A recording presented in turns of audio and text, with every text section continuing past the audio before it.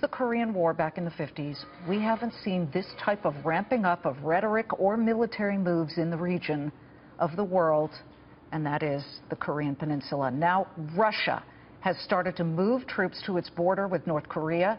China is also doing the same. South Korea on high alert as North Korea prepares for yet another military celebration in the coming days. Now, even with higher levels of amassed military in the region and continual threats from North Korean leader Kim Jong-un, U.S. Secretary of Defense General James Mattis called the threats empty and not proven to be honest.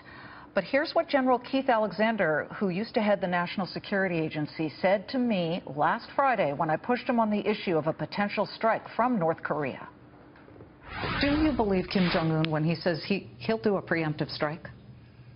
Hard to say. You know, to be honest, I see both sides. I'm not saying I don't believe him. I think he could do it. He could do it. Okay, which side is right? Which opinion is correct? We bring in Fox News strategic analyst, retired Lieutenant Colonel Ralph Peters. Colonel, you get to be the tiebreaker here. Will North Korea, could it possibly launch a preemptive strike?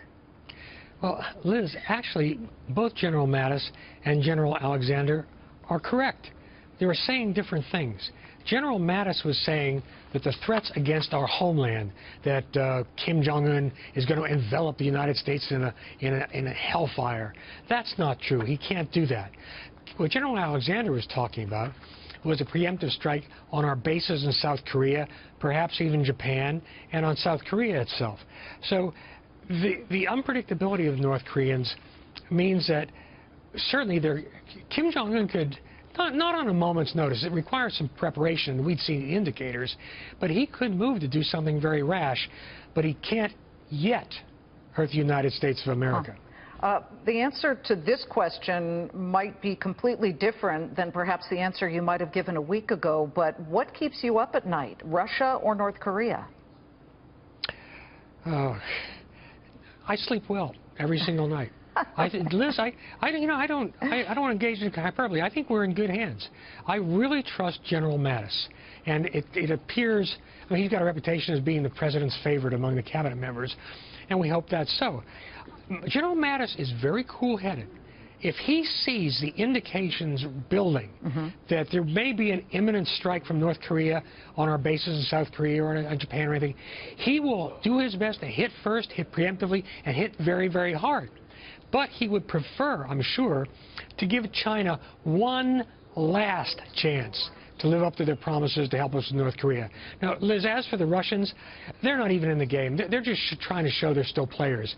As for the Chinese reports of their mobilization of some of their forces, well, if there is a war, they want to secure their own country. They want to be ready for all eventualities. Okay. There are three players, us, North Korea, South Korea. We just had a French national, and now he lives in America, Richard Attias. He talked about how we've got to crush ISIS. Obviously, France has been an incredible target that has just ripped apart that country that's trying very hard to stay together before the elections.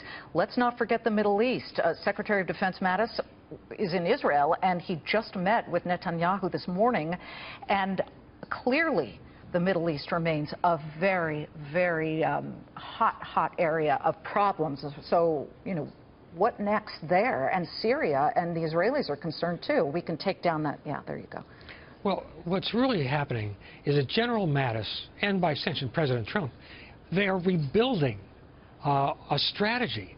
And any accusations that, well, the new administration doesn't have a strategy yet, there is one that is clearly forming, and it's built around restoring ties with Egypt, renewing and refreshing ties with Israel, working against ISIS, calling out Iran.